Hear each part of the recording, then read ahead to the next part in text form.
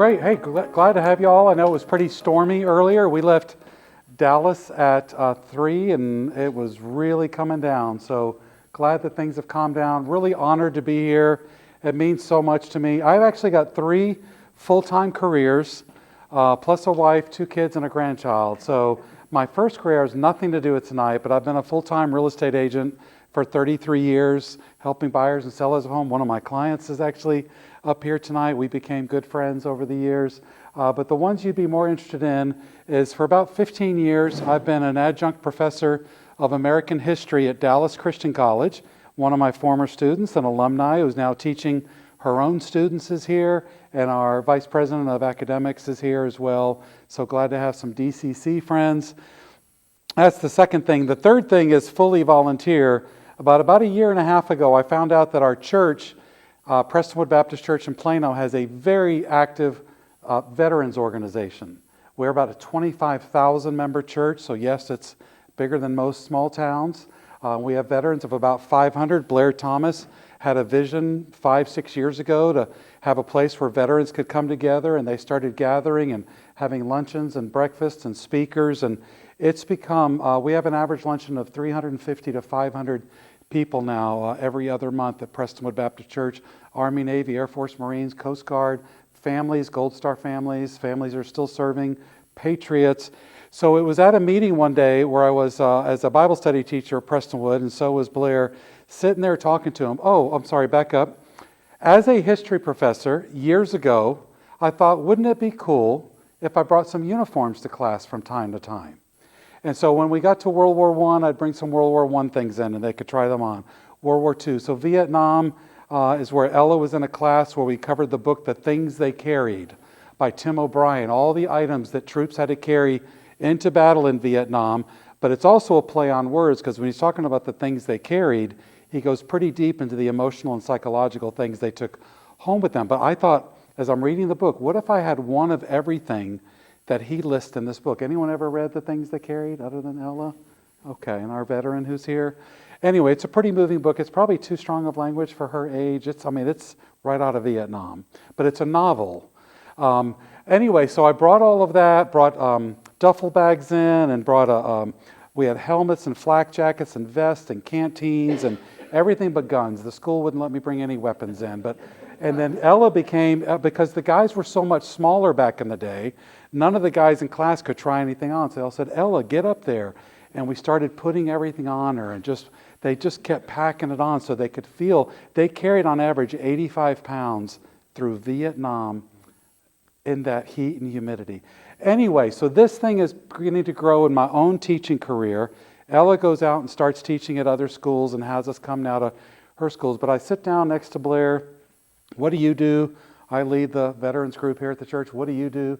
I'm a history professor. I happen to have a big collection of uniforms over the years. And this idea of a mobile museum has become bigger than we ever could have thought. 4 or 5 times a month, we're at an elementary school, middle school, high school, assisted living facility, talking to 100. So we're at a middle school one day and 100-year-olds like the next. And just whatever they want. We go to Marine luncheons, DFW Marines. We'll bring in Marines and things. So anyway, my friend David Clemens and I took classes years ago at UTD. He finished, I didn't. But anyway, he teaches here and saw that we're starting the lectures and saw the topics and thought, hey, Fred's got stuff and maybe he could do this. And so the American Red Cross was the very first item on the list. And I happen to have all of these ladies in storage, just thinking one day something's going to come up where we're going to bring them to an event. And there it was.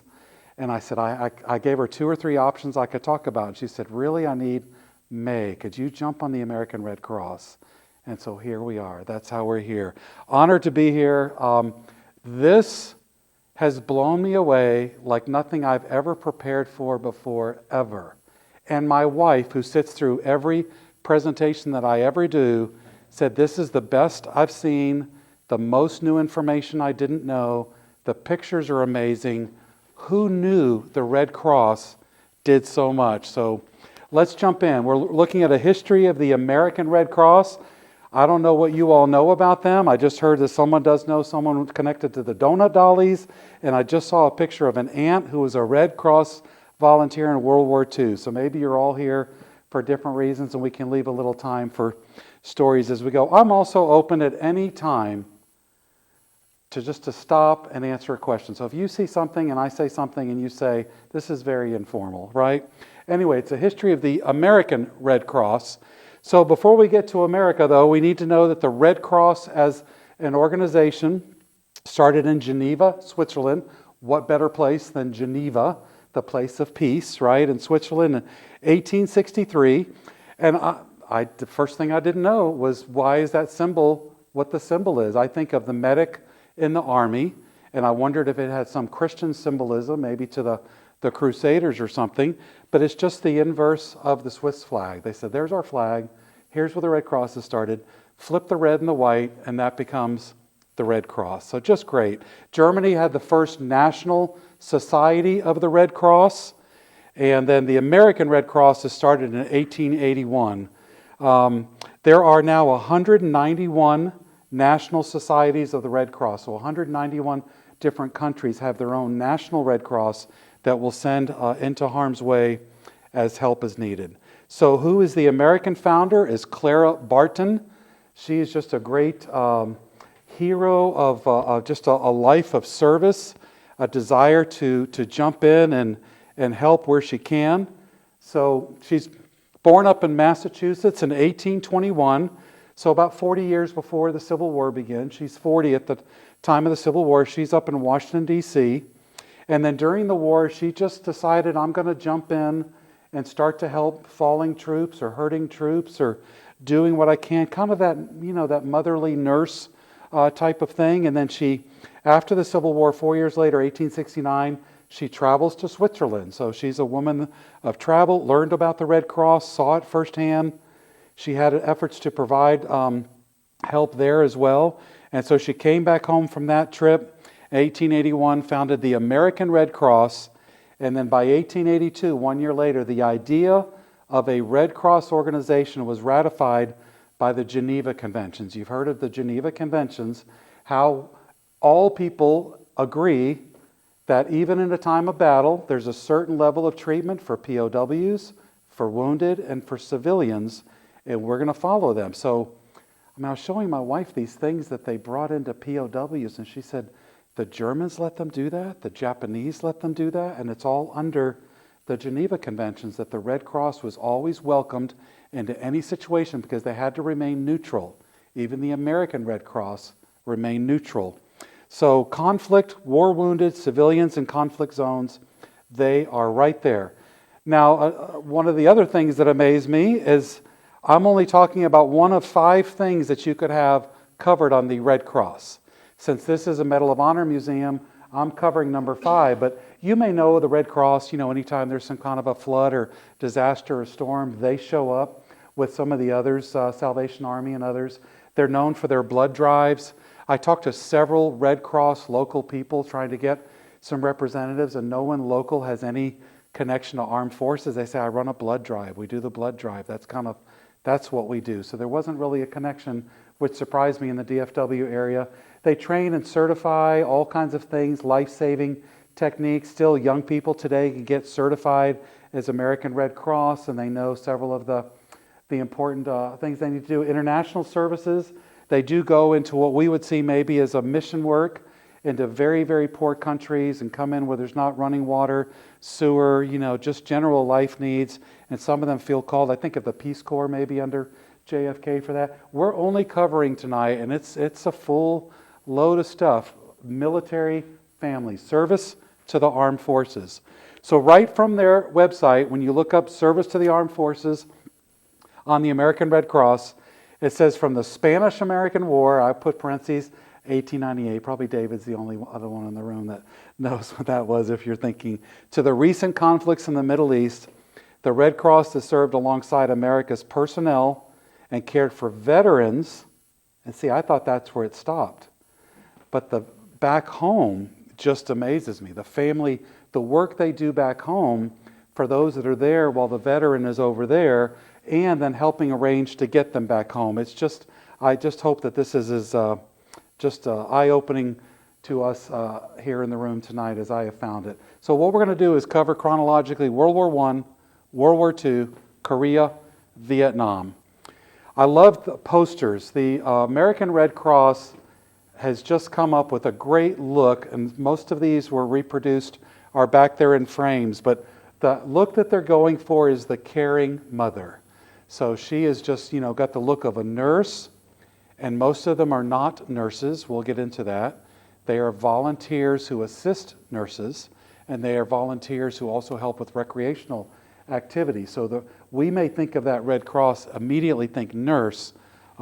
Only one of those is a nurse's uniform. The one in the very center, that's a World War I Red Cross nurse. The ladies on each side of her, we'll get into World War II soon. Why are their uniforms different? They were recruited out of the Red Cross into the armed services as nurses.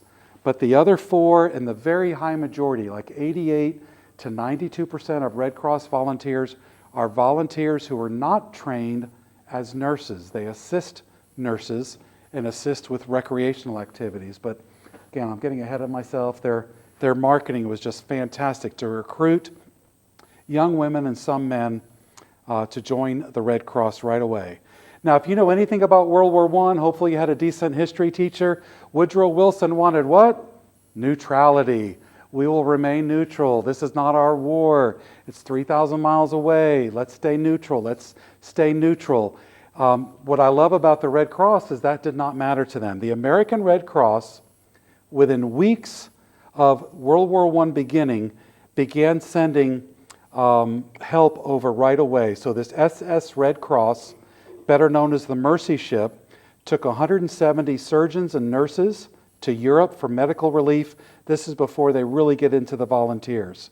So they send that ship right over there in 1914, and we're not really going to get involved until 1917. Woodrow Wilson does immediately come out supportive of the Red Cross, but continuing to say that we will remain neutral. They make him the honorary chairman. There's a great coin that comes out that you can buy by Tiffany's in 1914 with his face on it, and it says, please help your soldiers, men and women that are out there. And so you could buy that, and it's your way of investing in the war. So Woodrow Wilson becomes honorary chairman, encourages the citizens to join the Red Cross and financially support the Red Cross, and thousands of young people start coming out to be part of the Red Cross. So someone knew somewhere that World War I was eventually going to draw Americans into it.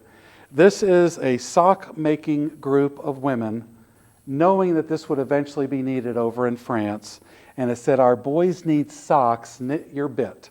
So I guess selling, they kind of go with the Red Sox and White Sox, because that's not the right spelling, but it's kind of catchy. American Red Cross, knit your bit. So you can imagine there's talk that we're eventually going to get there, but we're not there yet.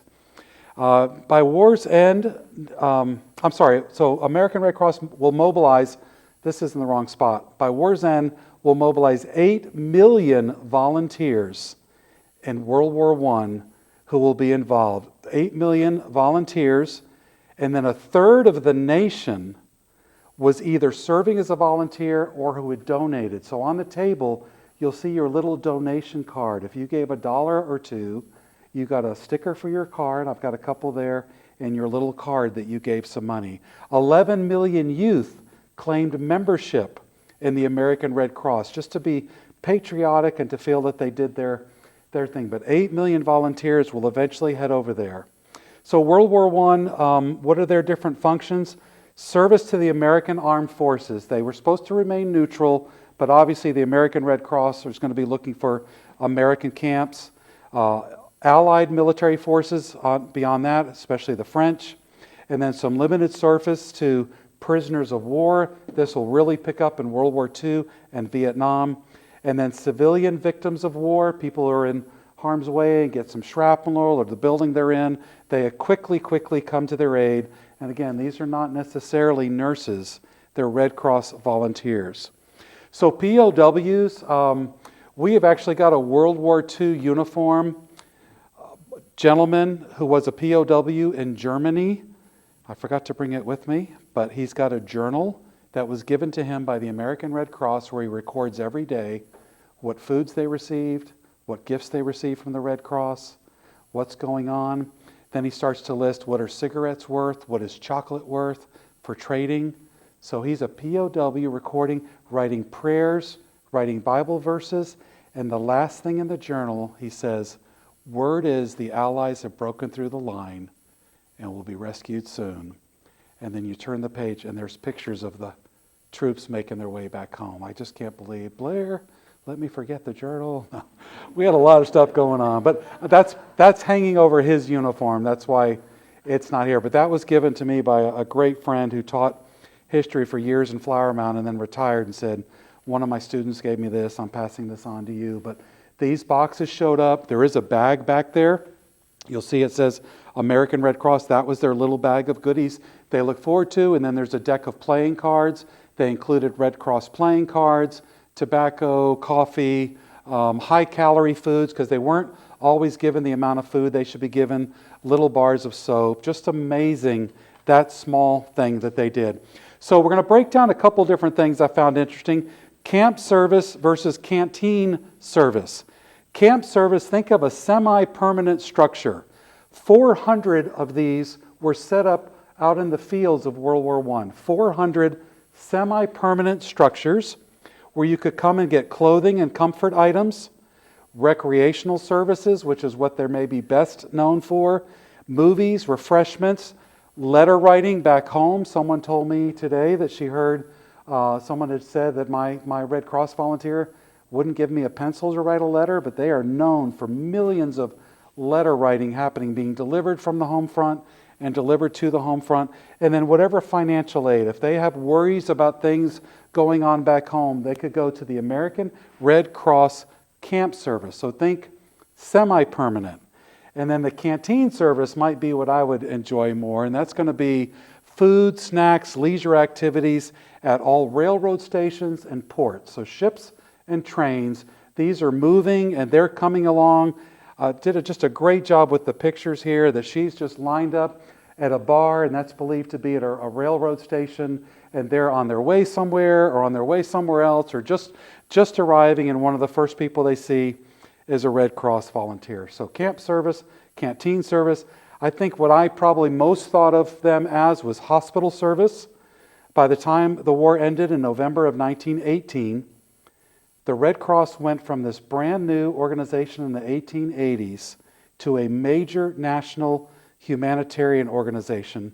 Great leadership, great membership. That Red Cross was recognized everywhere, and they already had a distinguished level of service by the end of World War I. This is U.S. Surgeon General asked the Red Cross to organize hospitals that getting ready to send them back home from France. So this is someone being aided, getting ready to send back home by a Red Cross volunteer. Armistice Day, if you don't know why November 11th is Veterans Day, it's because that was the official day of the end of World War I.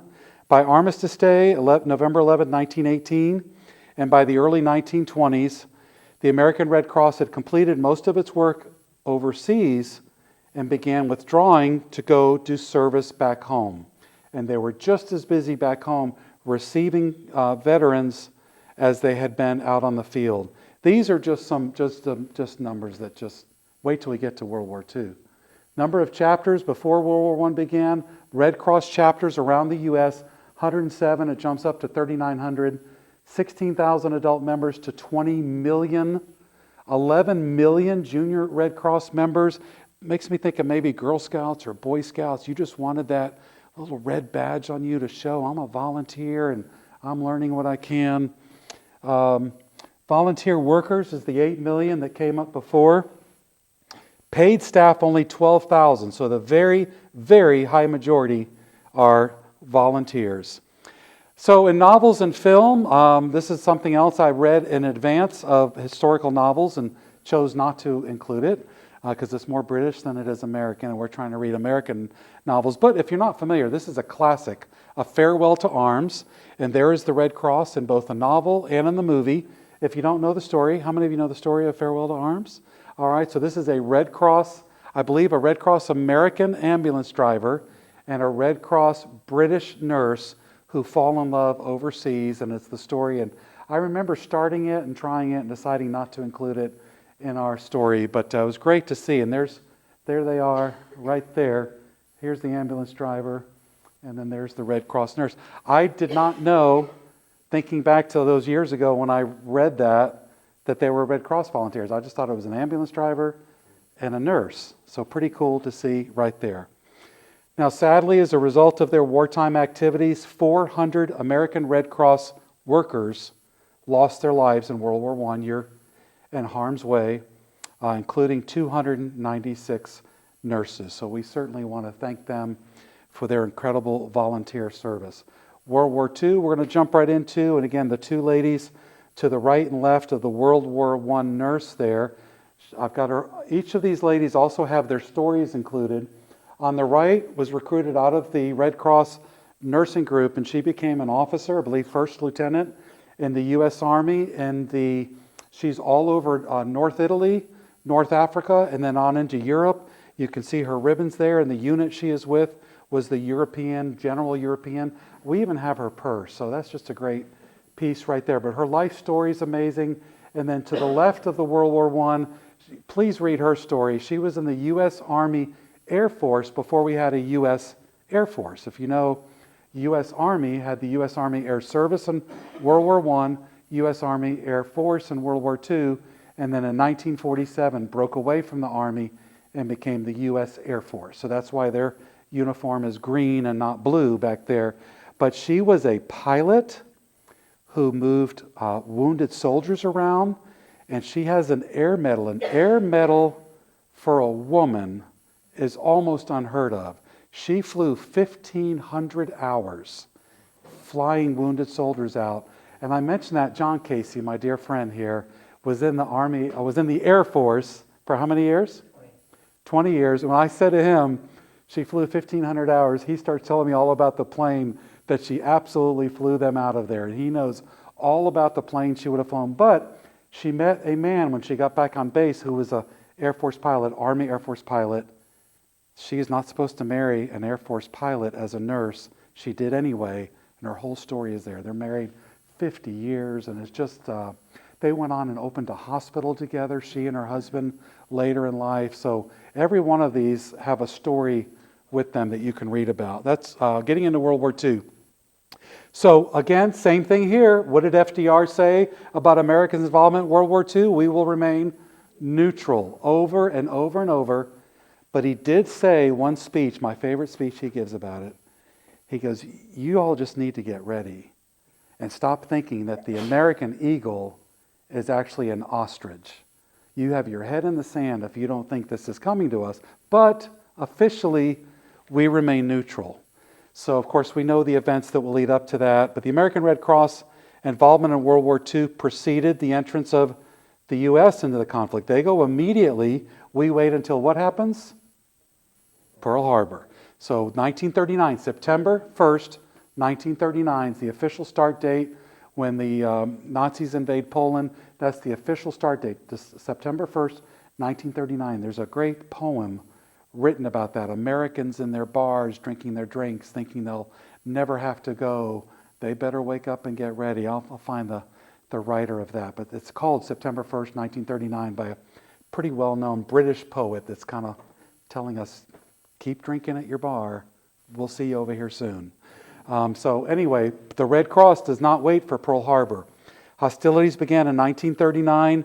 They're the chief provider of relief supplies, civilian victims of conflict, all based on the Geneva Conventions. This is February 1941. So this is 10 months before Pearl Harbor. The American Red Cross responded to a request by the U.S. government to begin getting blood. And if you can't see the box too well here, American Red Cross, dried human blood plasma for the U.S. Navy. So Philadelphia, Pennsylvania, they begin quickly doing their blood drives for the armed forces, knowing it's just a matter of time, not knowing it's 10 months before. And what do we have here? These are women packing 1943 in New York City, prisoner of war packages. These are those boxes I showed a picture of with the individual boxes inside. Those will get into the bag. But just look at the I mean, just an army, no pun intended, of workers and volunteers at home and over there getting ready for what we're about to do. It seems a little odd to invest in war, right? I think the U.S. government has that covered today, but back then, if you wanted to do your part, you would invest. Here's one chapter. So the Red Cross is trying to raise $50 million for our efforts in World War II. In this particular county, just one county, is trying to raise 5,000 of that. Here's again that mother that's up there, everyone's mother. And now they changed from the greatest mother, the first mother was caring mother, to the greatest mother in the world. There's just so much imagery there. I mean, I see a little bit of Mary in there for Catholic believers, right? They've got to be going for that. Also, just any American actress right there would just want to draw you in and go be a part of what they're doing. So really, really great advertising. So again, we're going to talk about 4 types of services. We're only talking about Red Cross services to the armed forces, not all the other stuff that they do. Military and naval welfare was either camp, club, hospital, or home. So again, we get now in World War II these semi-permanent structures, card playing, dominoes, movie night, snacks, coffee. I had a coffee brought to me today. Just a special little moment, right? When you've been in war, to come sit down in a place with some friends, read some local newspapers, and they would help write letters home. So let me see. Counsel and guidance is needed. Blair as a veteran can tell you more about this than I ever could as a civilian. The level of counseling that's needed when you're there and when you get back home. Means of communication between members of the armed forces. Red Cross letters seem to get priority, so you could come write a letter to your loved one or have them help you write a letter. Getting reports back on family conditions there could get sent to you. And then financial assistance. It's just interesting again, maybe I need to dig a little deeper into that. Why would the troops need financial assistance when they're there working? But families are back home struggling, and again, maybe in the future we have a talk kind of learning a little bit more about what troops need. Club service is where the donut dolly is born. I mean, these women cooked millions of donuts, and at first I thought, is that derogatory to call someone a donut dolly? But they wore that as just a badge of honor. And so one of my favorite comedians says, people give cops a hard time because they're all at a donut shop. Who doesn't want to hang out at a donut shop? Like, is that not? So I think of that. Who doesn't want to see someone coming with a box of fresh donuts? So be honest, did any of you reach into the donut boxes back there and grab one? Did anyone? Because they're pretty rubber. They're not. I just had to provide. My wife's like, you're doing what? And I just had to provide those boxes because that's what they thought of. So here she is. It looks like she's on a train with a handful of donuts. So club service is traveling service. Jeep, truck, boat, anywhere that they could come to you where you are. So government, able-bodied members of the armed forces serving overseas, they're coming out to where you are. Not everyone can go visit the semi-permanent structures. So this is way more than hospitals. Red Cross staffed and supplied permanent service clubs that they called club mobiles. So the donut dollies are out there in their club mobiles. I mean, think maybe when you were a kid and the ice cream trucks coming down the street, you see these ladies coming and you know they got goodies. It's just a minute to get out of the war. Stretched literally around the world, Red Cross operated 2,000 recreational service facilities during World War II with 5,000 Red Cross workers, 140,000 back home. The numbers are great. The pictures are great. Here she is with a tray of donuts, and what a great picture right there. She's enjoying one with that man, cups of coffee, right? So just great moments. The name Donut Dolly really sticks in World War II and will stay with them, well through Vietnam. Oh my gosh, did you have any idea that at the beaches of Normandy, look at the landing boats back there. Days after the beach was secured, what shows up on the beach? Normandy, France, June of 44. Literally days after the beach is secured, a Red Cross Clubmobile. Can y'all see that? American Red Cross Clubmobile. And that's called the Daniel Boone, is the name on the side of the truck there. And it made its way from the beaches of Normandy all the way through Austria. So it's just creeping along with the troops and their tanks, bringing donuts along the way. It's just such a great thing. And I'm sure there's some love stories that occurred there from the folks back home. March 1945, France, coffee and donut line thins out. American Red Cross girl Grace Smith has a moment to ask the inevitable, where are you from back home? So maybe some love stories came out of some of those meetings. So that is canteen service, club service, and then we've got hospital service. This is what I think I was most surprised that I guess I always misunderstood, is she is a paid nurse, not American Red Cross. She is a Red Cross volunteer, noted by her uniform. They all have the same thing, that's there to guide and help the trained nurse along the way. What information do you need? What do I need to get back home? So 60 hospitals during World War II throughout Europe and in the Pacific. 20,000 nurses worked in field hospitals, and this is where they get the nickname, although I kind of call them blue, but they're called gray ladies. These are the gray ladies, not because of their hair, also not derogatory, but they're known by that gray and white stripe, which I just still call blue. Maybe the far right is a little more gray, and maybe the next to the left, but I don't know, they're kind of blue ladies to me, but that's what this. So donut dollies, gray ladies were in the hospital, donut dollies were out in the field. So non-medical personal care to wounded, injured, disabled, help with writing letters, reading letters to patients, and managing recreation rooms. What a great service. So this is from an American Red Cross website. I can't read my small font here. Writing letters for the sick, volunteer, not a nurse. Reading to them, right? Depending what their situation is with hands and arms, just sitting there reading to them. And offering her services to the head matron. So paid nurse, trained nurse, Red Cross staff member, there to find out, how do you need my help today? And then home services. This isn't over for the veteran when you get back home, right? So all of the things that they're going to need as they're arriving back home, trying to bring those goods to them. It's a great picture here of so blood center. We're still needing some blood and some other help. So chapters, local chapters now are providing home service for the families of service members as they come back home. Close touch with the hospital service. What do they need now that they're back home? Consultation and personal and family problems. Communication with family members as they're making their way home. And then also helping them, and I've, again, never had to do this, but Blair is working with the VA the easiest thing in the world, or maybe you could use a little help figuring out your way through the VA and the benefits and VA hospitals. I hear being around veterans, it's just like, yeah, maybe not be, still needs a lot of work. And then home service, this is pretty cool. This is so 1940s. So some of the troops met foreign women over there, both places, brought them back home with them. And this is September 1946, to learn how to shop in American grocery stores with an eye to nutrition and economics.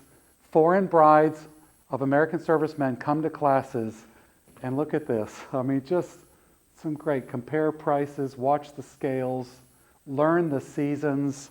So just how can we train you to be great American citizens as you're coming back home?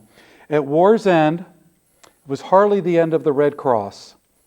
Red Cross workers swept across Europe alongside the Victories, Allied troops over in towards Japan, improvised services for the liberated prisoners, and then back home now they're doing whatever they can to help returning people come back home, or they stayed with those that stayed in Europe or in the Pacific. And love this quote by Dwight Eisenhower, the Red Cross, oh, he nails it, all three things. The Red Cross has often seemed to be the friendly hand of this nation, reaching across the sea to sustain its fighting men. So everything that we need, help out there, coming back home, they're just a pleasure to see and to be around. I do have this magazine back there, and I heard Blair say, out loud, you can touch that and you can open that. No offense to you, because I know you're doing what you're supposed to do. Our museum, we pride ourselves on not being behind glass. That would be nearly impossible, right? Stuff would just walk out the door. But we love to just flip through the number of pictures in that Life magazine. There are dozens of pictures to walk you through. This is 1940 Life magazine. This is Martha Jean Bailey of Jackson Heights, New York, and they just thought that she was just the picture-perfect Red Cross volunteer, and her mother was also a Red Cross volunteer in New York. And this is one of at least a dozen photos in that magazine. This is New York shipping garments to the war front in the early part of World War II. So great media recognition begins to come at that time as well. And then war's end, 86 workers, 52 women and 34 men. There are men. I don't have pictures yet of men, but it's coming. $784 million in World War II dollars. Greatest number of chapters happen in this year. Greatest adult members. Junior Red Cross, 19 million. Y'all look into Junior Red Cross, will you, after today, and see what do they do? I think there's a big Red Cross in Sherman. That's pretty close, right? Sort of? It's the biggest one I could find up this way. So look into that. All right, 2 more wars to go. Korean War. If you don't know too much about this, you're not alone. Most people don't. But North Korea invaded South Korea, and we had given the Truman Doctrine that we will come to your aid if you want to fight communism. And what did Truman say? If one falls, Eisenhower said this, if one falls, what happens? It's like a string of dominoes. So we're just going to come to your aid. So South Korea gets invaded by North Korea. North Korea is communist, June 1950. The U.S. Security Council voted to come to the defense of South Korea and put all leadership of the UN under the United States. I did not know that. 16 member states of the United Nations fell under the United States to come to the aid of the Republic of Korea. People don't understand why we went. You know, the map is half blue and half red, and there was a fear if that red keeps growing, coming west, the whole world could turn communist. So just to kind of fight against that. The American Red Cross, of course, took immediate action to mobilize paid and volunteer workforce under the service to the armed forces coming to Korea. And here are the ladies, U.S. Air Force, right there, dropping them off. This is actually the U.S. Air Force and no longer the Army Air Force. What kind of plane is that, do you think? That's C-40, C-54. Awesome. Just I love the mouth of that plane. Just open and out come Red Cross volunteers. Fantastic. So September 1950, this is a wounded American soldier given plasma provided through the American Red Cross. He's about to be evacuated off the front lines. So service at military installations. This starts to become a little repetitive, but the pictures are great. Emergency communication between military personnel and their families. Counsel and advice with anything they're going through. And then comfort items. This is not the POW package. This is a different cane sugar, coffee, cheese, seedless raisins, biscuit, liver paste. Yeah. Corned beef, luncheon meat. But anyway, you go to there, maybe something a little bit different than what you get in the service.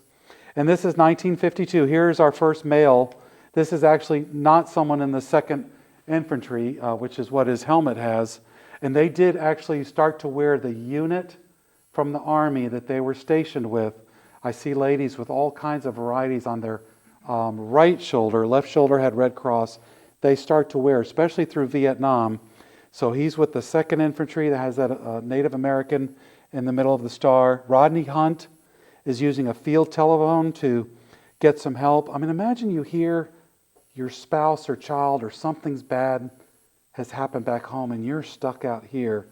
So you could go to a Red Cross volunteer and he's checking out what's going on back home for this individual that was sitting with him. I love this as well. The service in military hospitals.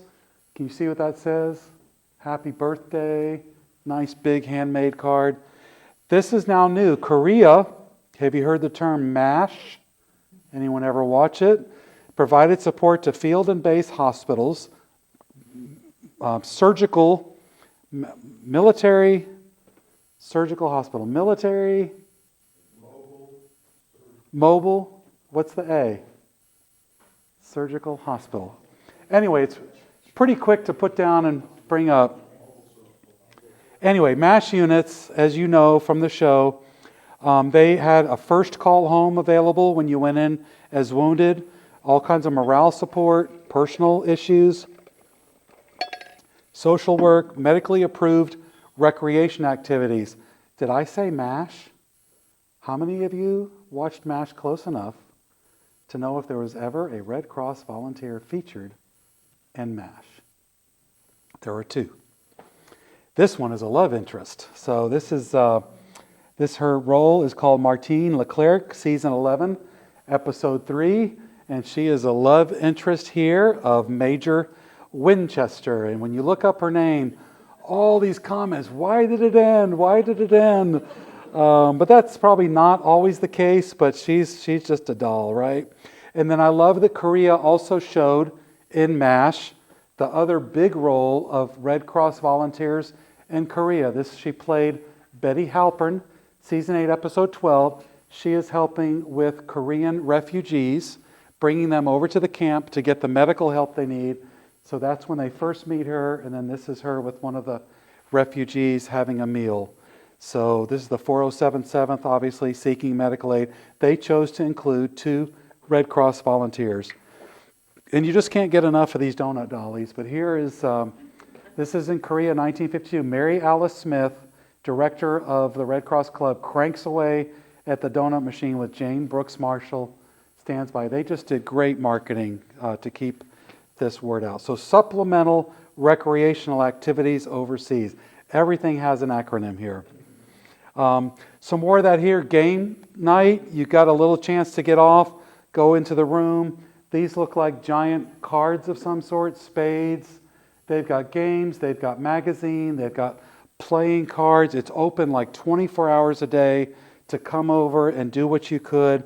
And this is great. Here's another male Red Cross volunteer. If you can't read that, it says, up a hill and down in Korea was a regular routine for Assistant Field Director Pete Murray of the American Red Cross, where he's carrying comfort supplies and a hand grenade box right there. Hand grenade, TNT. And he's got goodies for them. I guess you got to reuse those boxes, right? And then home service. Love this. You don't forget them when they get home. Counseling for your family. What's needed when you come back. Emergency link for what's going on back home. Assistance with applications for government benefits. Financial assistance. And then once you're finding a job and getting plugged in with the VA, and again, here's just something else, home service, some discussions about ways that we can help you reconnect now that you're back. And veterans hospitals, so not just hospitals out on the war front, but when they get back home, these are 2 Red Cross volunteers working now at the VA hospital. Just great to see that. And so I love as we start getting into some color photos too, the clubmobiles here. Just everyone is named, just like that's a pretty meaty truck right there. They've got a variety of vehicles, a bus in Korea. Then wrapping up Korea post-war. Okay, I had some trouble figuring out what this was, but my wife figured it out. I stared at that for a little while it says, try their skill at an old-fashioned American stunt set up by 2 American Red Cross clubmobile women. Can anyone tell what they're... What is it? Is it bubble gum? Well, we think, no, my wife is right. They're holding a pole over their head with a string with an apple on the string. It's like the opposite of bobbing for an apple, trying to eat. And it's just the war is over. Some people are staying behind to work through the peace in just a moment. I thought that they were trying to carry, which might be fun too, rolls in their mouth, walk with rolls. And maybe they were racing with rolls. She goes, no, they're holding something. Oh, those are apples. So let's get close to wrapping up here. We get to the Vietnam War, and it becomes even bigger than it has been, if that's possible. Love this picture of this recreation center with its hours and those smiling volunteers already. Same issue here. Why did we go to Vietnam? Because way back in Truman's day, right when World War II barely was over, we said if you're trying to protect yourself from communism. We don't want one domino to fall. We'll come to your aid. And this is another one where North Korea starts to North Vietnam, invading South Vietnam, and we don't want to see communism grow. So 8 years of American combat here, 65 to 72. Red Cross would handle 2.1 million emergency communications between servicemen and their family, servicing 280,000 men a month in Red Cross activities at Red Cross centers. Okay, and this is the one where he nails the three. It wasn't my previous one. He nails the three parts of what the Red Cross does. Serving our men on the battlefields here in Vietnam, the American Red Cross is a hotline to the folks back home, an oasis in the heat of battle, just a moment not to be at war, and a comfort during hospitalization. So he is the Eisenhower of Vietnam, General Westmoreland. And here's a male volunteer. At the peak of 1969, Red Cross operated 67 field stations in Vietnam, staffed by more than 200 personnel. So we don't know exactly what they're doing, but this is a male Red Cross volunteer. And then help in hospitals as well, recreational activities for patients, assisting medical staff. I mean, they're bringing in books, they're bringing in some magazines, and just kind of different things to do, always with a smile on their face. Teams of young women, all college graduates, were sent to Vietnam beginning in 1965 to serve as volunteers.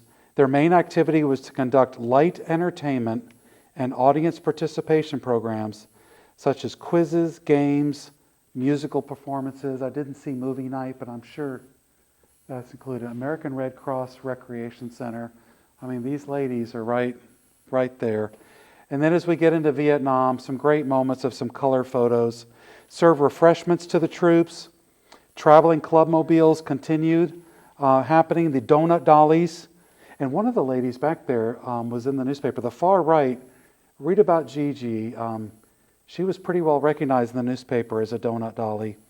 Recreational centers now are traveling by helicopter, truck, and jeep to bring a touch of home to the troops out in the field. I think we have one, standing by a helicopter. Could that be a Huey possibly? 1969, 110 young women operated 17 different recreational units in Vietnam, and it's estimated they reached 300,000 servicemen each month in 1969, the biggest year. Just some great moments with those uniforms. See, these are more blue than gray. Maybe Korea, Vietnam went blue and World War II is gray. Real close to wrapping up. Operation Helpmate, as this we haven't done enough. American Red Cross chapters adopted military hospitals in South Vietnam, regularly sent books. Look at the stack of books here. Books, magazines, recreational supplies. So back home, you could adopt a hospital, and that's called Operation Helpmate. I think I've got just 3 or 4 more. Service to military families, staff and volunteers ready to get back home. What's involved? Maybe, new child, whatever you need. Counseling, facilitating work, communication, VA benefits, Red Cross volunteers sitting right there with you. Just great, great, great to see. And then continued, I don't know if you can see that picture, but that's a reel-to-reel tape machine. Kids, this was like even before cassettes and 8-tracks, and that is an old piece of equipment right there. But what's on it's pretty cool. Staff and volunteers saw men off at induction points, visited families of new recruits, organized military wives clubs, and sponsored Voices from Home, where recordings now, instead of just letters, would be sent out to the front. And imagine walking in when you've been there. MASH does a really good job. Rewatch all of MASH if you haven't in a while. I don't know who's streaming it now. But just those moments to call home and to hear a voice. He's calling, I remember some of the officers calling home, and radar. Can you sneak me a call, radar? And just imagine hearing the voice. I mean, this is so pre-iPhone, right? I don't know what they do today. I guess I need to learn more. You can't just pick up an iPhone and call home from Iraq, can you? I'm asking you. Oh, you can today? Okay. So things are a little bit different, obviously. So, last couple things, awesome. American Red Cross oversaw the writing of thousands of letters to and from POWs. This is the receiving of POW letters to be brought into the camp. Just awesome. And that they would be let in there. I know we have the Geneva Convention, but that your enemy in the middle of war will let you, because you are neutral, walk in there with these letters. So just great. And food parcels, such a big part of what they did. Great looking food here too. Yeah, just sardines, I recognize that one. Some cocoa. So we have some of these from World War II or Vietnam, and I brought it to an event once, and the can, which is this size, was like this size. And one of the veterans walked up to it and said, "Put a bag over that and get it out of here. It's about to blow." But yeah, cake and syrup, and it had really. But what a gift to these POWs. And the POW journal that we have says this guy was in Germany, and I have one that was being held by the Japanese in the Philippines. He was in the March, Bataan, and then was captured. We have all his stuff from his family. And he wrote in there that they take a majority of their food. He goes, we have a certain amount of food allotted per day, and it doesn't all make it to us. So what a gift this was. And man, I love this moment right here. Red Cross workers and volunteers participate in Operation Homecoming. You're going to love this, John. Special activity occurred at Clark Air Force Base in the Philippines. Most of the POWs were sent from Vietnam to the Philippines. 31 domestic hospitals were set up there, and it's kind of a stopping point before you go. And right on here, right there is your U.S. Air Force. So great stuff, and more recreational activities, even as they're on their way home. And as if that wasn't enough, two, three last things. Spring of 1975, as South Vietnam is collapsing, Cambodia, 2,000 infants and youngsters were flown to the United States from Southeast Asia. Everything has to have a name with the Red Cross. Operation Baby Lift. Red Cross nurses, staff, and volunteers worked round the clock getting these exhausted children, providing for their needs, and getting them to, and there, of course, is Gerald Ford with one of the Red Cross volunteers and a Vietnamese baby. And then Operation New Life, 1975, as waves of refugees fled Vietnam and Cambodia, as both governments were collapsing, the American Red Cross played a vital role in aiding these refugees to get them into the United States and to become citizens here. Another great picture of them coming through. When they reached the United States, they were temporarily housed in 4 large centers where the Red Cross provided communication. Do you know someone in the U.S.? Can we connect you? Daycare centers. I mean, is this just beyond anything you could have imagined, the number of things that they have going on. And I just love when we get to color pictures. These are just some fascinating moments. Oh, someone asked me about the ARC. They saw AR. That's American Red Cross. Oh, and here she is. That's the 1st Infantry. So they actually would sew patches for the units. I've seen others as well. There's 101st Airborne right there. So they became so closely connected. Oh, and she's also got the 101st Airborne. They became real connected to the units that they served. She's got something on her right shoulder I can't make out, but love it when we get to color photos. So I will just tell you that all of this was available on the Red Cross website. I did not have to do a lot. Well, I did do a lot. I organized it into a understandable format, but there are pages for each of the things I just did. So if you want to know more, if you want to see the photos again, also a couple of great books out there about Clara Barton, and then Making the World Safe. Obviously, that's Making the World Safe for Democracy, World War I. The humanitarian work of the American Red Cross has just blown me away. Now, I teach a class every couple of years called Historical Novels. It's where we got to read the book on Vietnam, The Things They Carried. This is a brand new novel that's just come out. I'll probably add to the mix. Written by a son of a World War II donut dolly. And he's wanting to honor the service of his mom. What is a historical novel? It's based on truth, based on a real person, a real event, but you take some liberties when you're writing the story. You can still learn a lot, but this is such a great book. Goodnight, Irene, a novel about his mom, and opens her up the story about 18, 19 years old, as girls are kind of talking to other girls about the Red Cross, and do we really want to go, and what's that going to look like? Then these are much older book here, Donut Dolly's American Red Cross Girls During World War II. That's available on eBay and lots of other folks. There will be Bluebirds, Adventures of a World War II Donut Dolly. So that's biography, not a novel. And then baby blue dresses and OD green, Donut Dollies in Vietnam. And then there are two recorded documentaries, two different documentaries that are out there. This one I've got several pictures of back there. And then this one, there's 627 women who served in Vietnam. It's a story that has amazed me. I don't know, God ordained or what the timing was that you needed someone from May. I have these sitting in storage for some reason. Someday in the future, someone's going to want to see these. I hope I've honored them through what we've discussed, and open for questions if we have time. Or what? Can you tell us about what you brought? That may be the most special thing of the night. What did you bring with you? Well, I brought a picture of my aunt who was serving during World War II when her husband was drafted right out of college in ROTC.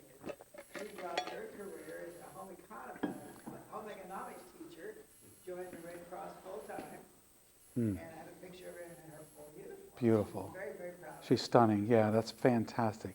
And so she has something that we don't have that I guess is on my list to get. One of the green Red Cross uniforms. She almost looks like she's in the military, but it's not one of the gray ladies. But she's in a beautiful green, army green uniform.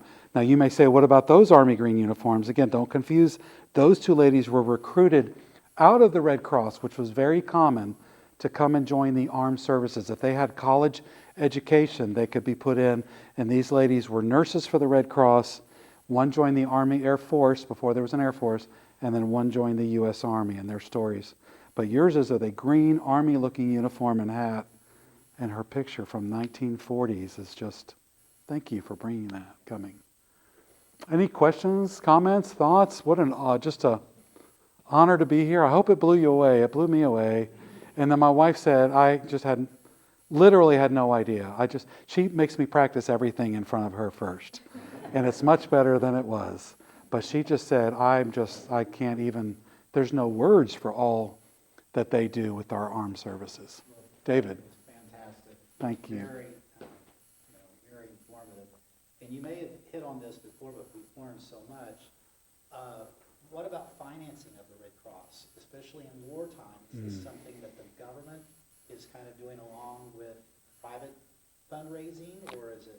Great question. Nothing that I've seen is the government funneling money into the Red Cross. They seem like they're masters of the 501c3 and the need, and they're recruiting posters and they're fundraising posters.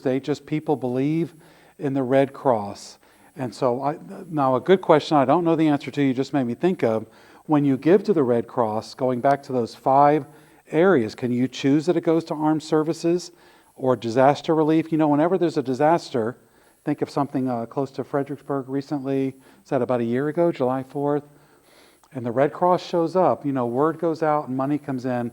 I do need to find out, do you get to decide, I want mine to go to Armed Forces Service or to blood donations or to disaster service? But it's all, my understanding, all donations, no government financing. You can. Oh, good. Yeah, I worked at the Red Cross. Oh, good. And so you can even say, I want it to go to this family's house fire, and Wow. they will honor that designation. Beautiful. Tell us about your Red Cross work. Well, I was in disaster services. Okay. And then in international services. So I spent 5 years in disaster services. Okay. And then, 6 years in disaster services and 4 years in international. Awesome. Did you learn some things today? Just say yes. Okay. It made me think of some people. Okay. There's still a woman Awesome. who works for the Red Cross, and she started in Vietnam. So she Okay. was one of those 627 women. Wow, okay. And being right there, I guess you hear, for us, right, this is just so much more than I ever thought that it was. Anyone else, questions, thoughts? Yes, sir. Do you know if any of the male volunteers, post-war, World War II and beyond, were conscientious objectors? And were serving their conscientious objector? Great question. Let me know on Tuesday what you find from your research. I do not know, but that is a great question. They're willing to go to volunteer. Mennonite Amish background, I know about the CPS, the Civilian Public Service Corps in World War Wow. II, and it would be, that was financed by the churches, and well, a lot of the guys would volunteer for CPS. Gotta look that up. That was a way. If Blair drives, I'll know before we're home. So we'll look into that. I don't, but that sounds like a good possibility. Yes, ma'am. Were any of them paid? You said they're all volunteers. Some are paid, yeah, so like 5%, 8% or so actually are paid nurses who are on staff as Red Cross nurses, but the very, very high. I think I saw 89 and one said 92% were volunteers. I mean, just think Peace Corps. I just want to go. I want to serve. It's just, man, it's just what a level of heart. That's so great. And again, that Red Cross, being a Christian, I was really, really hoping to get into this and find out it's just another Salvation Army, but it's not. This is a secular, the best I can find, secular, and they had to always remain neutral, even though we know they're with the Americans. And it's just almost an unbelievable that people can find that much service down in there. But we're all made a little bit differently, right? And they just had that heart for that. It just was really something. Yes, sir. For Operation New Life, when they came to the United States, were all those camps run by the Red Cross? Or were there like some that were run by the government, some that were run by Red Cross? That almost certainly had some overlap with the government. They're kind of a working arm of the government helping them get all of this taken care of, for sure. Yes. Great question as well. Well, it's an honor. Listen, we didn't know that you were here. I have a longtime friend that lived in Gainesville. We did not know there was a Medal of Honor museum until my friend David reached out, and then. Well, it's new too. We've only been here about 2 years. Okay, well, fantastic. Then we're looking forward. We have 16 members of our executive committee who are all veterans, and we're looking forward to maybe some kind of relationship here a couple times a year or something where one of our folks have a specialty that can come up this way and do some talking. They're all servant-minded, just really, really great people. I'd say there's no better people to spend your free time with than a bunch of veterans, and we meet a lot, but it's like, what better people to hang out with? Now, what I don't understand as a civilian is they all have this language. The Air Force has issues with the Army, who has things that he says to the Marines, and the food. They compare, and I'm just kind of sitting there taking it all in because I don't know. But it's a great group of people to be around. Well, thank you. It's been an honor. We'll stay as long as you're here to look. Thank you.